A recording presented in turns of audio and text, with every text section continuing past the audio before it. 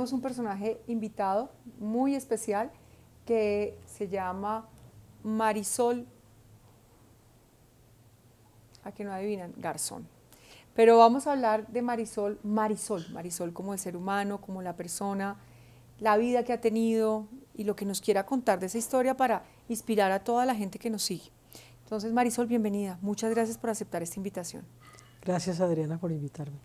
No vamos a hablar, Marisol, hoy de Jaime, sabemos todos que por eso hice como una pausa en ese apellido, porque la verdad lo que quiero es conocer a esa persona, cómo fue esa infancia, la vida, los estudios, anécdotas. Entonces arranquemos por la vida familiar, Marisol. Bueno, nosotros somos hijos de Félix Garzón y de Daisy Forero Portela. Mi papá era profesor de tabulación. Jaime decía que era la carrera tatarabuela de la ingeniería de sistemas. Y él enseñó, las personas que somos mayores y mayores que nosotros, saben que al principio eran unas tarjetas que casi que el lenguaje eran unos huequitos. Entonces esos huequitos se metían a unos aparatos que parecían una nevera y mi papá enseñaba ese lenguaje. Eso era lo que él hacía. Trabajó con la IB, con Acerías Paz del Río y bueno, en fin. Y mi mamacita fue enfermera, pero se retira porque en esa época los hombres sentían que las mujeres tenían que estar en el hogar y entonces mi mamá deja de ejercer y luego nacemos. Nosotros somos 5 hijos. El primero es Jorge, que en este momento es profesor universitario en Phoenix, Arizona. El segundo fue una niña, por eso nombro 5, porque la segunda fue una niña que muere casi al mes de haber nacido. Mi hermanita se llamaba Marta Daisy. Mi papá quería una niña, entonces nace Alfredo, que Alfredo es caricaturista del Espectador, actualmente vive en Pereira con su esposa, tiene 2 hijos, se casó con una francesa y él se ha dedicado mucho a ese arte desde el dibujo y la pintura. Luego seguía Jaime, aunque mi papá quería una niña, nació Jaime. O sea, seguía insistiendo. Seguí insistiendo, sí, sí, bastante insistente. Y nace Jaime, que ya la gente sabe en algo quién era Jaime. Y luego nazco yo, finalmente nazco yo, por fin. Entonces, como había muerto mi hermanita, pues la única mujer que quedé fui yo, soy la menor. Fue una infancia, digamos que quizás dura, pero también muy especial. Somos de una familia matriarcal, especialmente mi mamá fueron 6 mujeres y un hombre, entonces nos criamos con las primas. Entonces nosotros tenemos primos de la edad casi igual a la de nosotros, las Forero, que es Luz Helena y Consuelo, los Pardo, que eran Carlos, Raúl y Jacqueline, que tenía la edad mía, pero que ya murió, las Acosta, que son de las mayores, Patricia, Margara y Martica, y finalmente llegaron a los 12 años, nacieron las Castro, que son María Mercedes y María Teresa. Pero mis tías y mis tíos, pues mi tío, el hermano de mi mamá, los otros eran tíos, porque nos enseñaron a decirle tío a esos tíos políticos, mi tío Ramón, mi tío, bueno, Arturo no le decíamos tío, pero sí era nuestro tío, lo mismo que Gunter, bueno. Y esos tíos, pues vivimos, mi tío tenía una casa en Fontibón y nos íbamos, porque Fontibón era como un municipio cercano a Bogotá, que uno iba de paseo.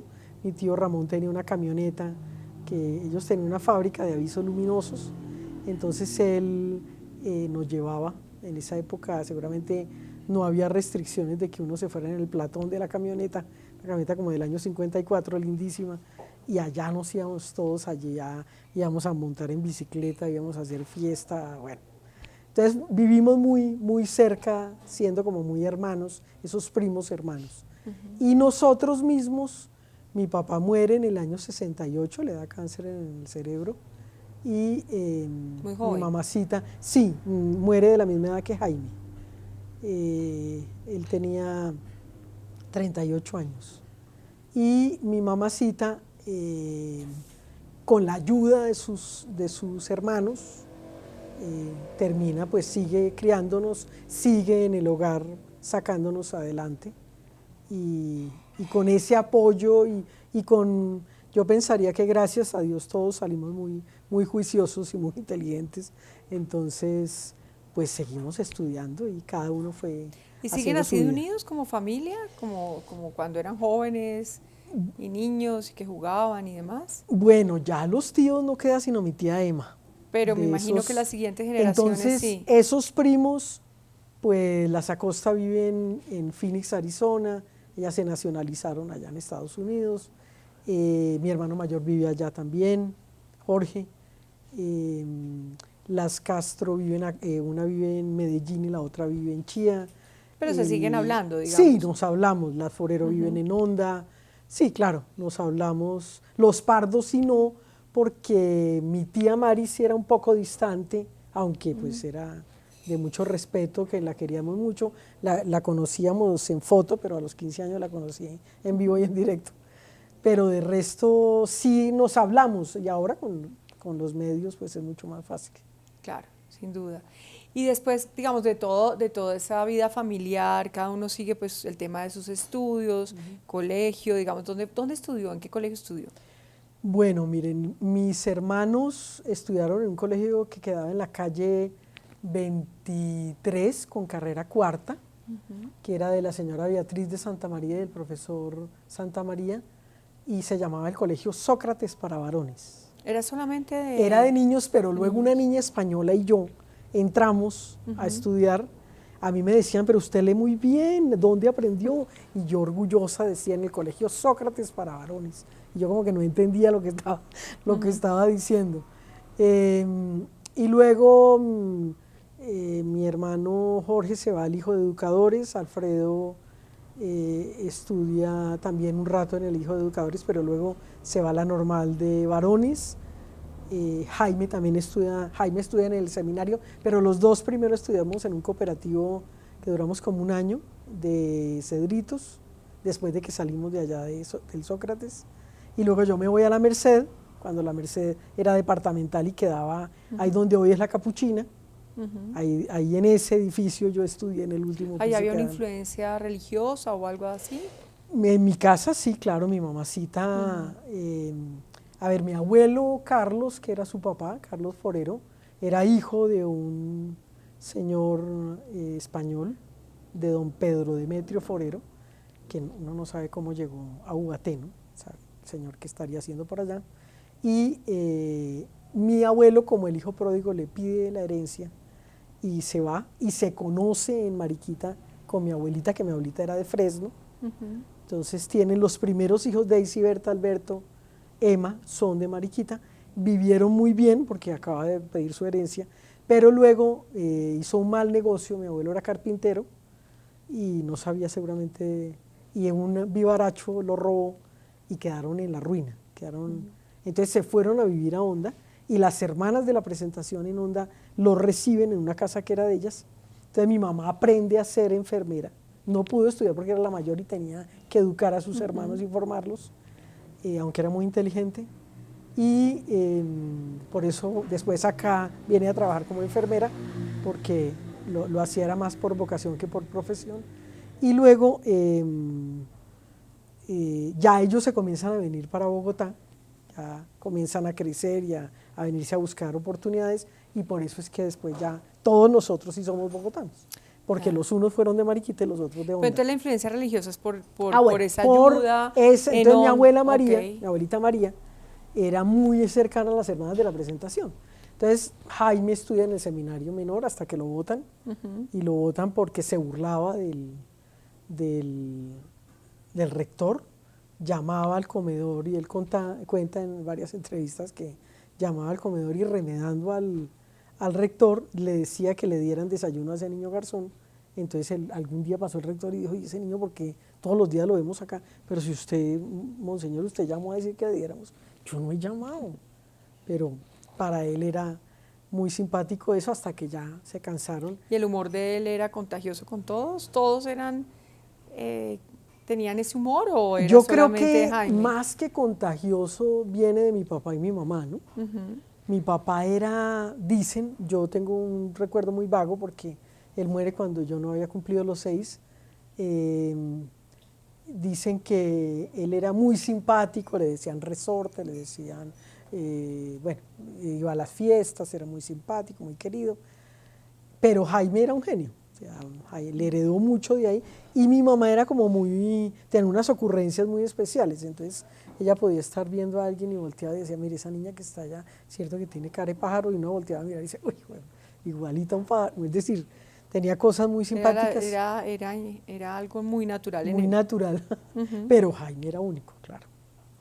Bueno, y después de todo esto y esa historia en el colegio y estar allí, luego, ¿qué pasa? ¿Cómo se definen ustedes o tú, por ejemplo, en el tema de la carrera que vas a estudiar?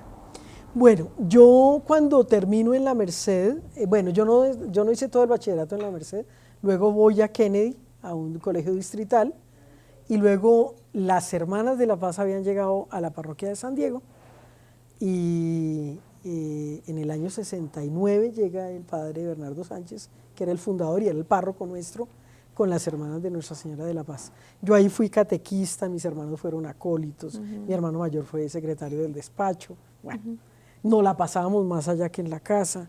En esa época no era peligroso salir a las 10, a las 11, de estar ayudando, de estar... Y ahí sigue Yo una tengo vida espiritual. Claro, ahí hay un cultivo en cierta forma de una religiosidad popular como la tenemos muchos, Sí. pero luego una hermana de La Paz, que se llama la hermana Elena Higuera, quien quiero mucho, me dijo, ella me decía negra, me dijo, negra, ¿no te gustaría entrar al grupo vocacional? Y yo le dije, pues sin ningún compromiso, sí. Y entré y duré 12 años.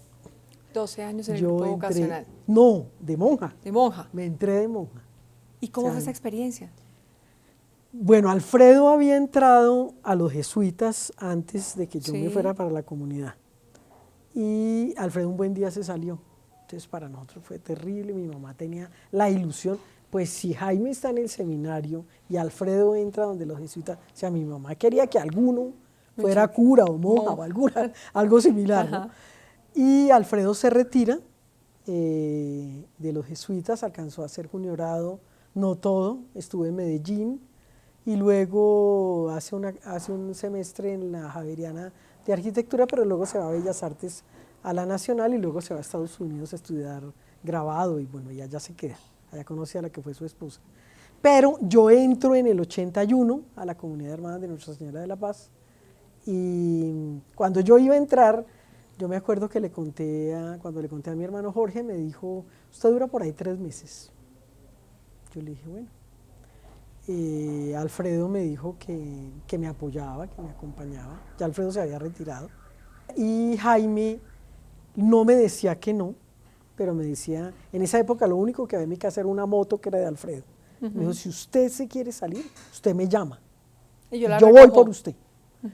Y nunca lo llamé hasta los 12 años, cuando yo a él le tuve que decir para que le dijera a mi mamá que me retiraba, que para mi mamá fue terrible. Pero al comienzo mi mamá me iba a visitar incluso más de lo que permitían, era como cada mes que uno tenía visitas. Yo siento que yo entro por un lado como por una experiencia social, nosotros tuvimos mucho por mi mamacita el servirle a los otros. Yo soy de una generación en la que nos enseñaron que el que no vive para servir no sirve para vivir.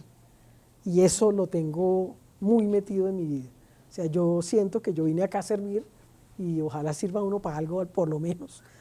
Y que uno pueda ayudarle a otros a tener una vida al menos digna, ¿no?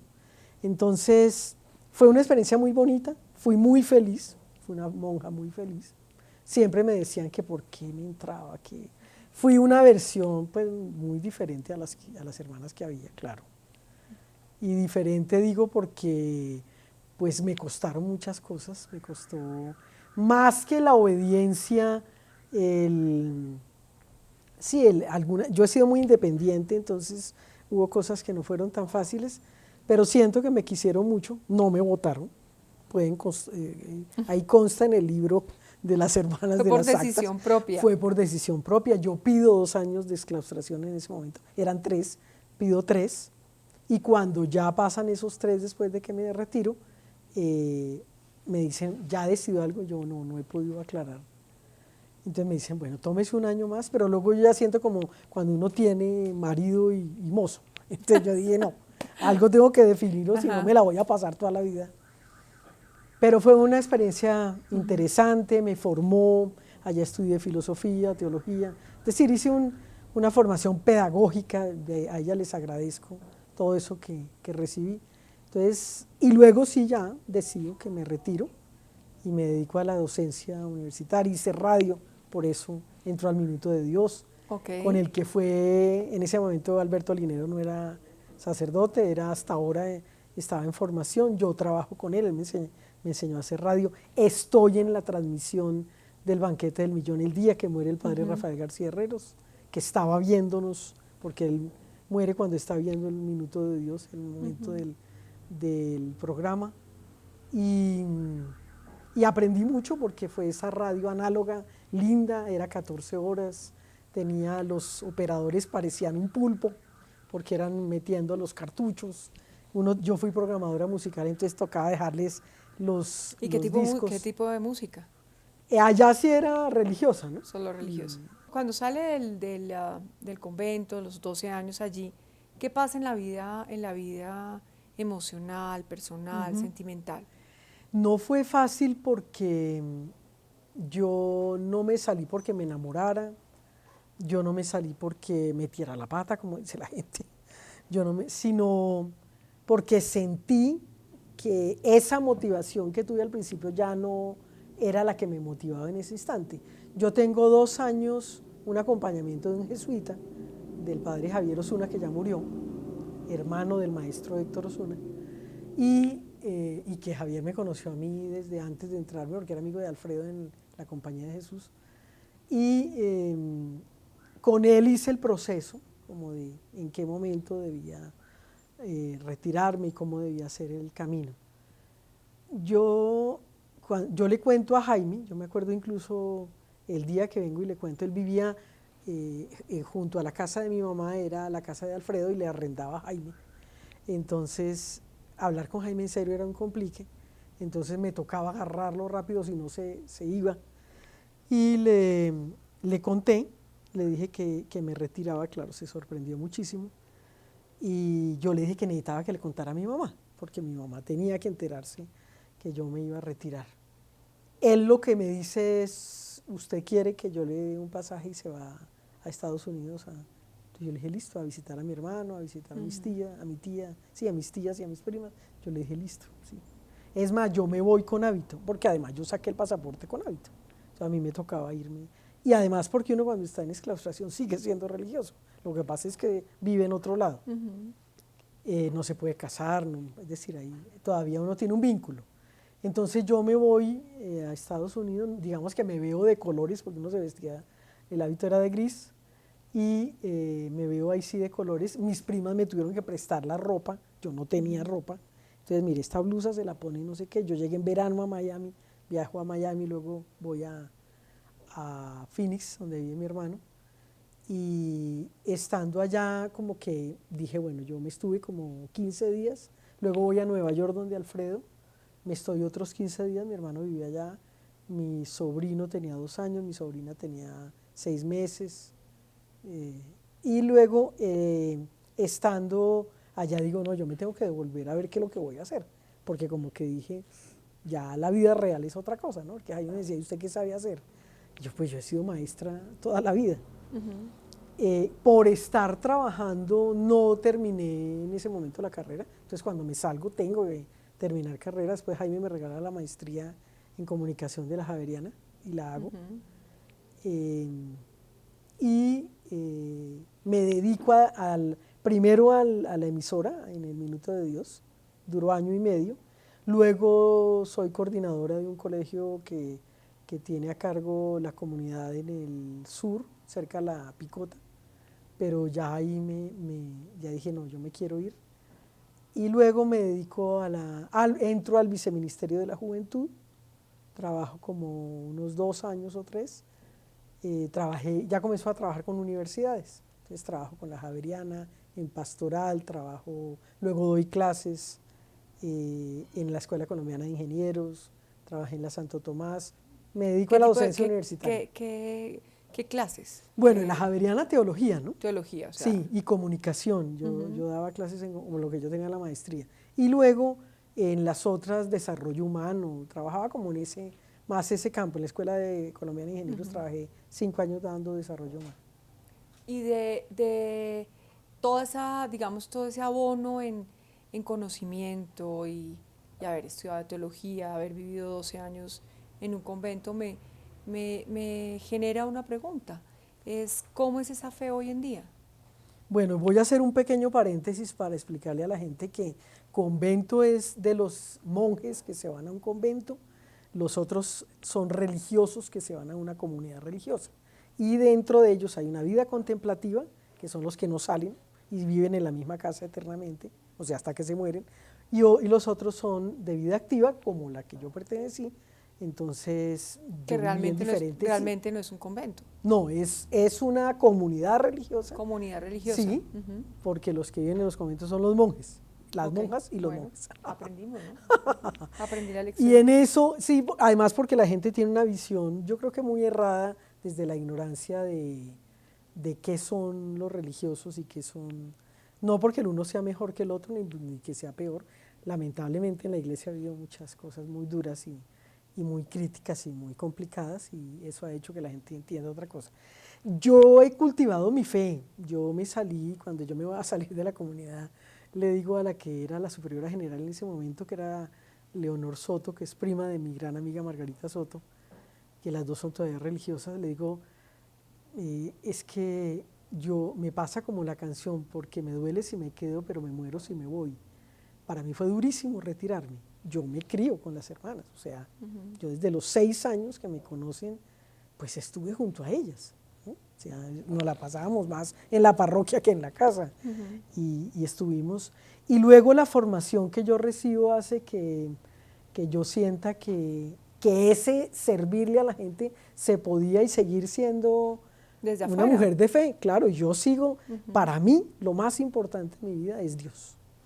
O sea, si yo no hubiera tenido la fuerza que Dios me ha dado y que yo leo mi vida desde ahí, yo creo que hace mucho ya no estaría por acá, porque la vida ha sido un poquito complicada y dura, y sin embargo siento Podría decir que que esa fuerza se la ha dado Dios y que sí, claro, totalmente, y y la no, fe y sí, yo la sigo cultivando, es decir, mi cómo se confesor, le transmite eso a los jóvenes hoy en día. yo creo que eso es una formación que viene de casa, eso no es tan fácil. Yo tengo un grupo de jóvenes que me acompañan, jóvenes desde acá para abajo. Como su merced decía en una entrevista no hace mucho, yo con orgullo digo, tengo 60 años, y de acá para abajo son todos jóvenes, ¿no? O sea, todos estos que están por acá Ah, no, pero sin duda, acompañándonos. y hoy en día todos nos sentimos jóvenes, o Claro. sea, Y le digo a esos jóvenes que me apoyan en la emisora, porque tengo una emisora virtual que se llama Banca del Parque Radio, que les además los digo, invita a que la claro, escuchen, a que la sigan. claro que sí. Y les digo que ahí hay gente que no cree, hay gente que cree en otras cosas. Yo los respeto y ellos me respetan mucho a mí. Pero ellos han visto en mí mi vida. Es decir, yo creo que uno a los hijos les tiene que enseñar, y eso fue lo que yo aprendí. Mi mamá nos enseñó que había una posibilidad de tener una experiencia de fe. Una cosa es la espiritualidad y otra cosa es una experiencia de fe o una experiencia religiosa. Y una experiencia religiosa no monja o cura, sino una experiencia religiosa dentro de una religión, como yo soy católica. Pero hay otras personas pues que son de otras religiones y que es muy respetable. Yo creo que Dios no hay sino uno, sino que lo miramos desde diferentes partes, Ángulos. ángulos, exacto. Entonces sí siento que acercar a un joven implica que uno dé testimonio, y dar testimonio no es ir a golpear en cada casa, decir si creen o no, sino que usted con su vida sea una persona tan recta y tan entregada a los otros y de tanto amor, que deje entrever que Dios está ahí presente. Es que hay un dicho que es ser y parecer, ¿no? Sí, claro. Si se habla de esa forma y se entrega a uno también en ese Dios que uno cree, pues creo que también su vida debe ser igual a lo que profesa, Claro. creo yo. Y Entonces, no es fácil, ¿no? no es fácil, menos en el mundo que estamos viviendo es muy complicado. Pero creo que se vuelve más descomplicado si uno muestra también lo que uno es. Si uno cree y cree en Dios, pues hace las acciones o su vida refleja también eso. Exacto. ¿Qué momento importante de la vida durante todo esto diría, me interesa mucho cuando se habla de Dios, más una persona que ha estudiado teología y que ha pasado por tantos momentos? ¿Alguna vez ha dudado de Dios, de su existencia? No, de su existencia no, pero sí de su presencia de pronto. Y de su presencia en la medida en que ha habido momentos muy duros. Entonces como que uno dice, Señor, ¿usted dónde estaba? ¿Cómo Para que no cuáles? mataran a este man. ¿Dónde estaba? ¿Cómo qué momentos? Ese momento en el que me avisan, yo vivía aquí a 3 casas de mi mamá, y me avisan que habían matado a Jaime, para mí fue terrible. Es decir, no tanto porque yo le reclamara a Dios, yo tuve otros momentos también como de se me muere una gran amiga, a mí digamos se me han muerto muchos amigos, muchos familiares, entonces como que sentir que eso que uno le pedía, porque además uno tiene un Dios de bolsillo, entonces muchas veces este bolsillo, ¿cómo lo necesito hoy? Y uno quiere, mire, sáneme, y uno sabe que la persona está recontra mal, que ya los médicos dicen que Dios hace milagros, sí, pero puede que lo mejor no sea eso, puede que lo mejor es que Dios se Pero acuerde de todos esa tenemos una persona. fecha de vencimiento. Claro, claro, todos Y venimos con... jóvenes o mediana edad o independiente también de lo que decidamos ser, pues Claro, tenemos riesgo o no. Pero ese momento que le avisan que han asesinado a Jaime y uno dice, ¿qué se le pasa a usted en ese momento para decirle adiós? no, yo siento que me quedo casi que sin piso, no, no cuestiono a Dios, yo no siento que, es decir, yo le pido es que me ayude a entender eso, que me ayude como a saber leer eso que me está pasando. Mi mamacita estaba muy enferma, mi mamá con el asesinato de Jaime se le aumenta su demencia senil. Mi mamá no volvió a salir a la calle jamás en la vida, la saqué el día que murió, la saqué para el carro mortuorio, no quiso salir nunca jamás. Es decir, la afectación que hay de un suceso de esos es terrible. Mi hermano Alfredo vivía en Nueva York, logró venirse ese día bien tarde, y mi hermano Jorge se enfermó y no pudo venir. Entonces yo fui la que tuve que afrontar, siendo la menor, no sé si por ser mujer, como que aprendí de una mamá echada para adelante, de una mamá trabajadora, luchadora, honesta, exigente, que tocaba, bueno, ¿qué hacemos?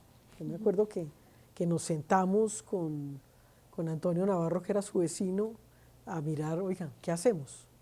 ¿Qué hacemos? ¿A dónde lo llevamos? Yo ya había hablado con él y dije, oiga, usted que se me desaparece, dígame, ¿qué hago? Si mi mamá se muere, porque mi mamá tuvo momentos muy duros antes de que lo maten a él. Y me dijo, no, pues llevémoslo a la Gaviria de la 45, que fue donde estuvo mi papá, llevémosla a San Diego, que es nuestra parroquia, y llevémosla a Jardines de Paz, que es donde está mi abuela. Y yo hice casi que lo mismo, lo que pasa es que no lo llevé a San Diego porque me propusieron que lo lleváramos al Capitolio, me parecía como así eso tan raro, pero después dije sí, se burló de ellos y es hora de que esté también allá y que le podamos hacer. No me imaginé eso que se vivió, jamás en la vida, yo creo que ni él sabía todo lo que lo querían, pero sí es un momento muy complicado y más que de dudar, yo no, vuelvo y le digo, no es que dude de la presencia de Dios, pero sí como de Señor, ayúdeme a entender por qué, si no es por acá, entonces por acá, pero dígame por dónde cojo. O deme fortaleza para continuar. Ajá. Bueno, ya que usted dijo la edad, porque yo no se la pregunté, usted dijo, yo tengo 60 orgullosos años, que me parece una maravilla. De esos 60 años, ¿qué destacaría, digamos, decirlo en un número, 3 o 5 cosas, pero digamos que es una historia amplia de lo que ha hecho? ¿Qué diría? Bueno, estuve en la comunidad religiosa, he sido un muy buen miembro de familia, he tenido una familia grande, han podido disfrutar esa familia, que sé que ha sido escritora. Bueno, no, decir que soy escritor es una falta de respeto con los escritores. No, yo lo que Bueno, hice yo fue cada vez que le entrevistas. pregunto, usted me la devuelve, pero facilita, ¿no? No, O sea, no, pero no, me la, no. me la, Lo me la hago con baraja todo bien. respeto. No, no, a mí me encanta porque yo digo que uno aprende, siempre uno aprende de No, personas que y están es que de acá. verdad me parece, a mí me da pena, a mí me han presentado en muchos sitios que me han invitado, Marisol Garzón es escritora, y yo no, su merced, yo no soy escritora, ¿cómo voy a decir que soy escritora? Entonces, Pero ¿cómo se sí definiría para haber hecho dos escribí, libros? publiqué unos libros Ujú, porque como su merced me dediqué a entrevistar a ujú, toda la gente que estaba alrededor de Jaime. ujú. Entonces por eso pude publicar, y es lo interesante, que no Sí. es que porque además yo soy la menor, hasta Y el libro familiar. de esas entrevistas, ¿cuántos personajes fue que entrevistó para, para ese libro? No, es que yo hice uno primero, que es Jaime Garzón, mi hermano del alma, que Sí. es biográfico. Entonces yo le pregunté a mis primas, a las de Estados Unidos, me mandaron 7 horas de audio de preguntarles, ¿usted qué se acuerda de mi papá, de mi mamá? Porque yo tenía que recopilar información. Mi Ujú, tío Alberto todavía estaba vivo, entonces le pregunto, su merced, mire, como mi mamá me contaba cosas a mí, porque yo fui la menor y yo le oía sus historias, y ya ujú. viejita volvía y las contaba, porque se acordaba más de lo pasado que lo presente. Entonces yo le decía a mi tío, mire, mi mamá me nombraba en Onda el puente Pearson cuando tal. Ah, sí, es que eso fue. Entonces él me aclaraba, ¿cierto? Ujú. Todo eso lo grabé y lo transcribimos. Me acompañó Guillermo Camacho, es periodista y que me dijo cómo lo hacemos. Bueno, fue una compañía muy importante para Pero mí. los textos los desarrolló usted. Sí, entonces cogimos y Ok, transcribimos, y Guille me ayudó también como a tejer ok. y a narrar. Entonces yo me senté con Manuel Salinas, que fue su compañero del colegio, un día entero desde las 7 de la mañana hasta las 7 de la noche. Solo nos parábamos al baño, pedimos un pollo para almorzar Ujú, juntos, para poderle, bueno, Manuel, ¿y cómo era Jaime en el colegio? Porque uno conoce a su hermano o a su hermana en la casa, pero no cómo ujú. fue en el colegio. Entonces era interesante oír o a los profesores de la Nacional, o a Jorge Andrés Escobar, el negro, que fue su gran amigo en la Universidad Nacional. Es decir, cómo lo veían ellos. Ujú. Y yo sí que me decía alguien, usted hizo un curso de jaimología. Le dije, sí, porque comencé a ver otros Jaimes. Oír a Eduardo Arias decirme, Marisol, yo no fui amigo de él, no fui enemigo, pero yo fui compañero lindo. Como hay gente que no fue amiguísima y le pregunto algo de mi familia y no sabe nada. Ujú. Si yo tengo un Y amigo, usted lo debe saber. recuerda permanentemente porque veo que lleva un pin. Sí, señora, ahí está don Jaimito. Porque Sí. él, una frase que quedó para los jóvenes especialmente, que lo ven en la entrevista que le hace Pacheco, en una nota que le hace, le pregunta que en qué cree. Y él dice, yo creo en la vida, creo en los demás, creo. Entonces, a veces es bueno que uno diga, ¿usted en qué cree? ¿A Yo qué no le alcanzo a apuesta? ver la frase, pues obviamente necesitaría las gafas, pero ¿qué Dice, yo dice la creo. frase? Yo creo, dice ahí. Ah, ok. Y la imagen de Jaime. Y luego sigue otro libro. Y hay una colección, él cuando Ujú, sentía que uno ya no tenía argumentos, estaba hablando, le decía, lea para que hablemos. ujú. Imagine un tipo que leía tanto. Hace poco me preguntaba una periodista, una actriz que trabaja conmigo, me decía, eh, nómbrame una persona, y la persona que más creas que ha leído de los que conoce. Y le dije, Jaime. Jaime era un tipo que leía. Entonces, claro, uno se sentía súper mal de que le dijera eso. Entonces, la colección que pensé primero, esa sí la hice con Fernando González Santos, que es un profesor, es un escritor, y él me acompañó en ese proceso. Y yo le dije, mire, yo quiero contarle a la gente ya como lo que sigue después de Jaime Garzón, mi hermano del alma, que es el colegio, y esas son las etapas, perdón. El uno es el colegio, profesores y estudiantes, el otro es universidad, profesores y estudiantes, el otro es toda la gente que estuvo en los medios. Entonces hablo con Pacho Ortiz, que era el director de Sociedad, con Elvia Lucía Dávila, La Pili, con Eduardo Arias, incluso con Jorge Consuegra, que en paz descanse, que alcanzó a hablar y que trabajó con él en Radionet. Bueno, y hablo con Mary Garzón, que fue su maquilladora durante 10 años, y los entrevisto y les tomamos fotos, y eso es lo que hago.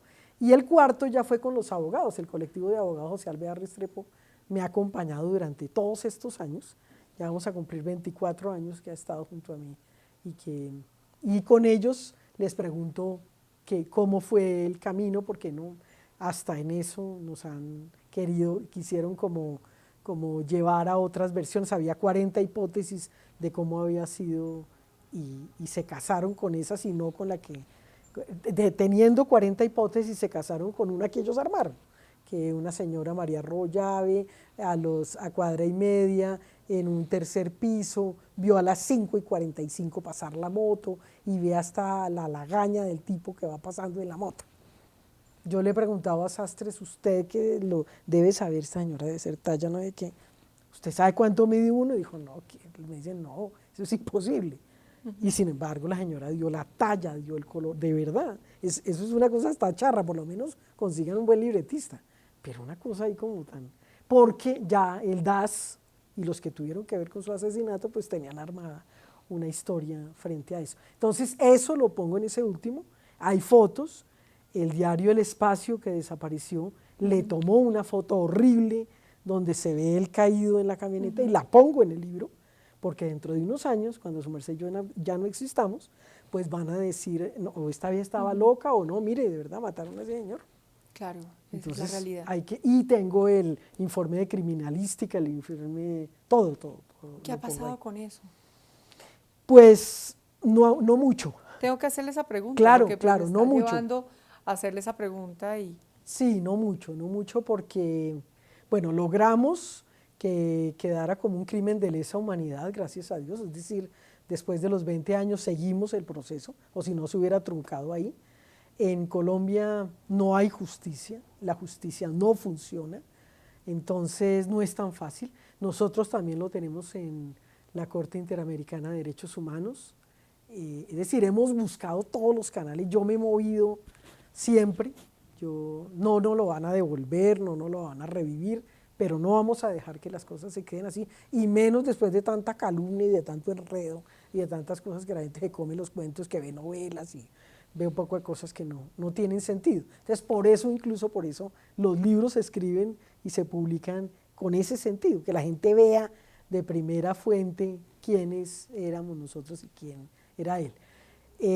No, el señor Narváez lo condenaron, pero estaba pagando su condena en una base militar. El señor no es militar, es civil, pero él era el que le daba clases a los militares y a los paramilitares, porque eso lo cuentan paramilitares, donde les daba una cátedra que se llamaba ¿Es lícito matar guerrilleros?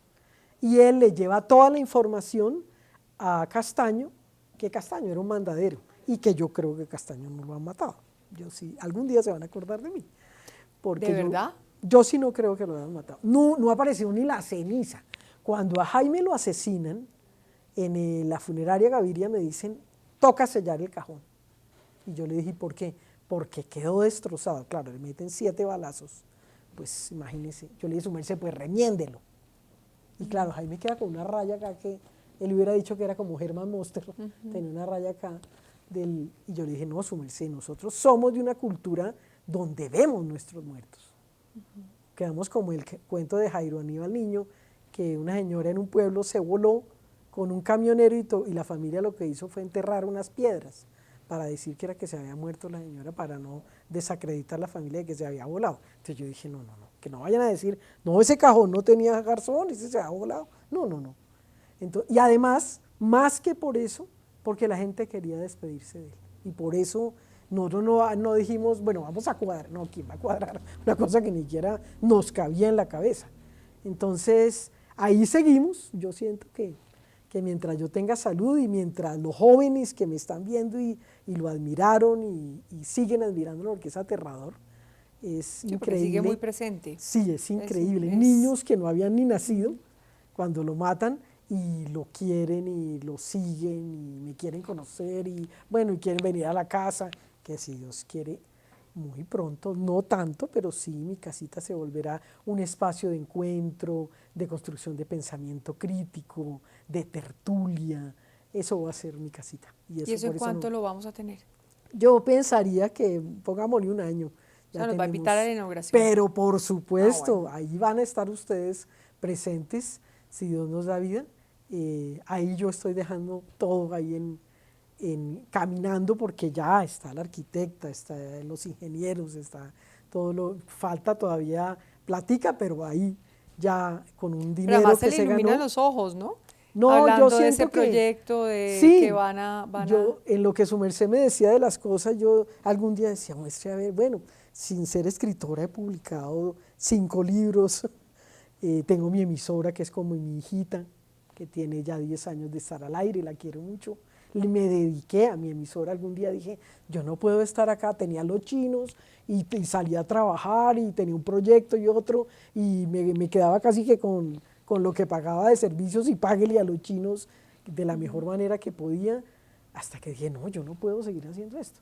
Que oyendo y viendo, como le contaba extra micrófonos a su merced, viendo un poco la historia de ustedes, de lo que uno lucha para poder sacar adelante estos proyectos virtuales, y no es tan fácil, pero que yo he creído en esto y por eso he dicho, no, hay que darse la pela de poder decir si es posible hacer cosas. ¿La emisora que tiene? ¿Qué tipo de contenido tiene? La emisora nació el 12 de diciembre, perdón, el 15 de diciembre del año 2012.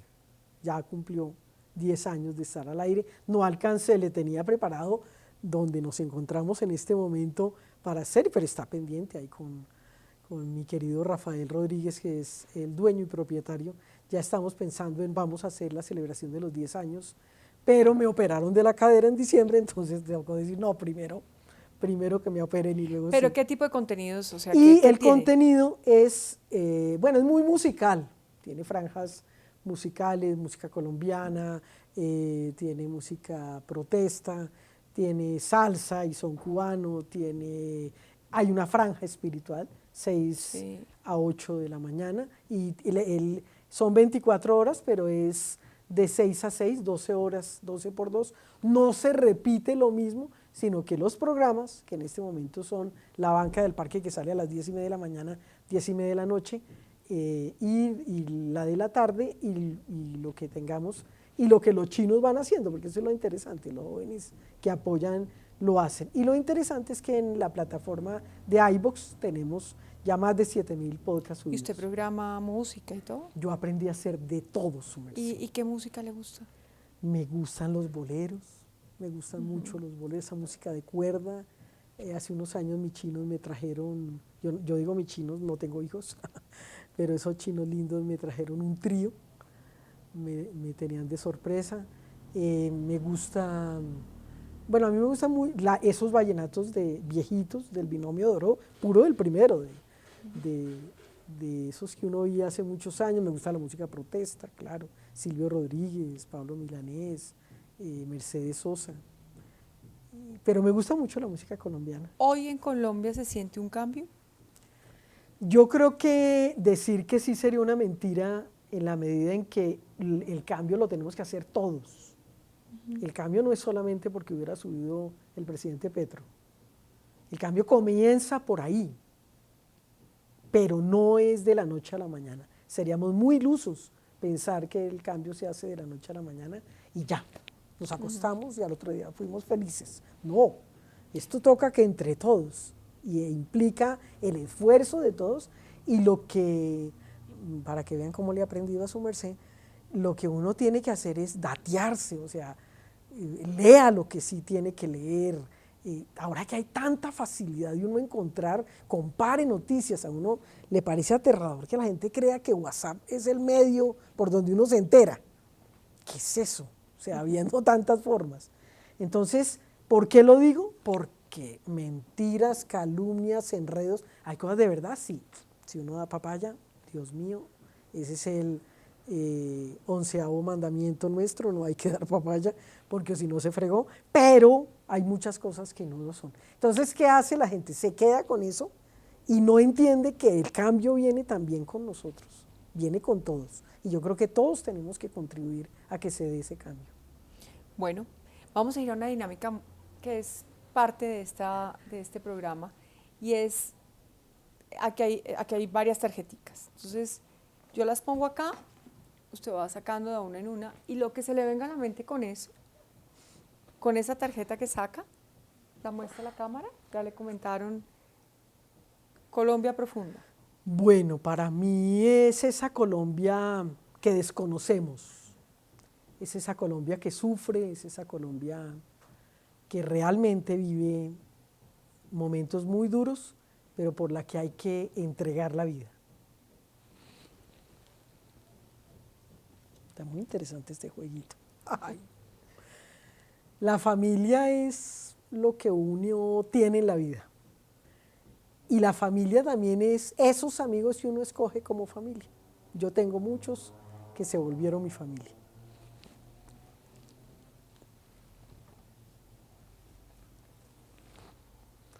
La fe es lo que me sostiene.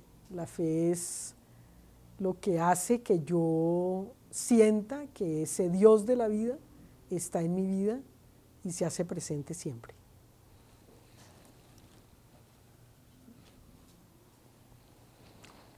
Pues es la que a veces nos falta, pero que es la que hace que tenga la vida un color distinto, que en medio de lo que tengamos que vivir, si no le damos alegría a la vida, pues va a ser mucho más complicada. Entonces mejor que nos alegren las cosas sencillas de la vida.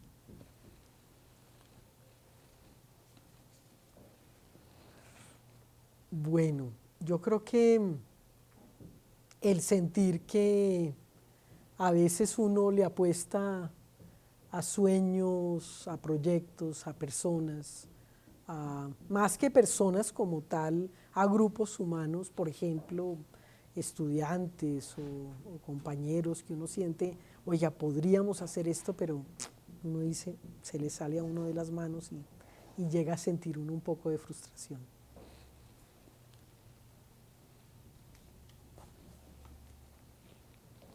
La música es lo que lo mueve a uno. La música para mí es importantísima. Yo siento que siempre tengo puesta mi banca del Parque Radio con la música que oigo y otras músicas. Cuando me subo a mi carrito pongo música clásica que me encanta también y que me relaja. Entonces la música es, y gracias a Dios existen los músicos. Tengo sobrino músico, por ejemplo. ¿Cuántos sobrinos son? Son dos, Luna y Gabriel. La educación es lo que nos libera, lo que nos hace crecer, lo que nos hace mejores personas. No más que tener títulos o cartones, es que uno se eduque y se forme. Y en la educación, alguna vez alguien decía, pero ¿usted para qué estudia tanto? No, hay que estudiar y ser el mejor estudiante. Y ser el mejor implica que uno esté enterado de todo y ahora que hay tantas herramientas, no hay excusa.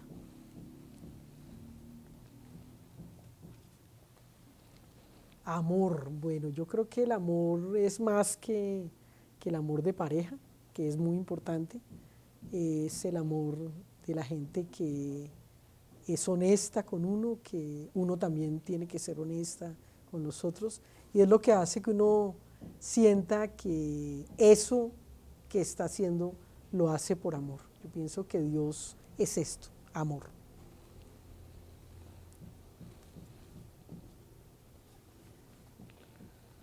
Wow, impunidad. Es lo que lamentablemente muchas víctimas de este país sentimos que con nuestros casos sucede, que hay mucha impunidad, que no deberíamos tener que decir esta palabra porque debería existir justicia. Entonces hay que luchar en contra de esa impunidad y se lucha buscando la verdad, pero no de los victimarios, sino de las víctimas.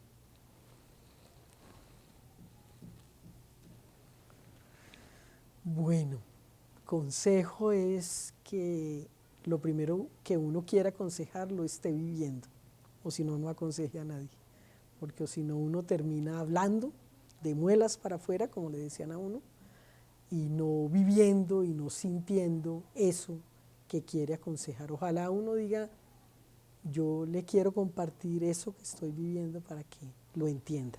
¿Y qué consejo daría ahora? Yo sugeriría que seamos cada día mejores personas por nosotros mismos y por los demás.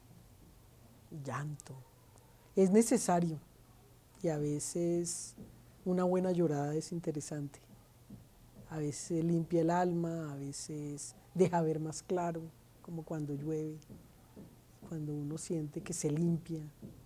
Entonces, que ojalá no sea lo que vivamos, especialmente las mujeres, que a veces tenemos que vivir momentos duros y difíciles, y no solamente momentos, sino situaciones que nos hacen llorar. Que no hagamos jamás llorar a nadie, sino que el llanto sea de alegría, de emoción.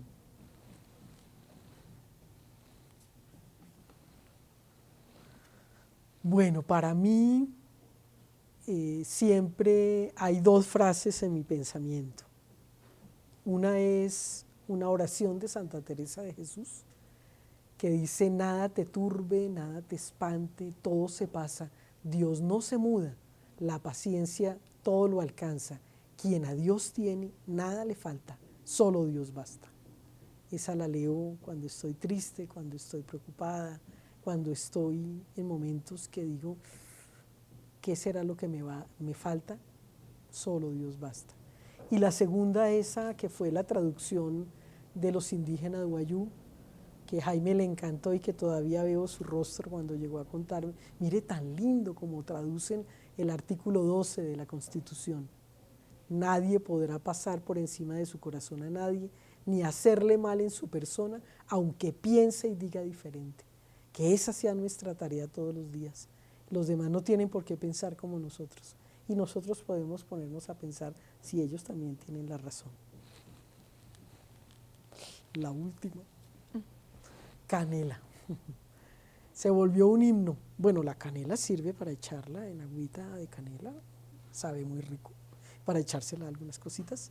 Pero lo primero que me viene a mí es esa canción de ese gran maestro César Mora. Y que se volvió un himno porque Jaime la cantó y porque así murió de manera singular. Bueno, ¿cómo le pareció esta dinámica? Muy linda, muy Bueno, especial. Pues muchas gracias, No, a su merced. de verdad, y esta es su casa. Queremos seguir Gracias. compartiendo con usted, que nos siga contando. Veo que todo el equipo está muy emocionado también. Y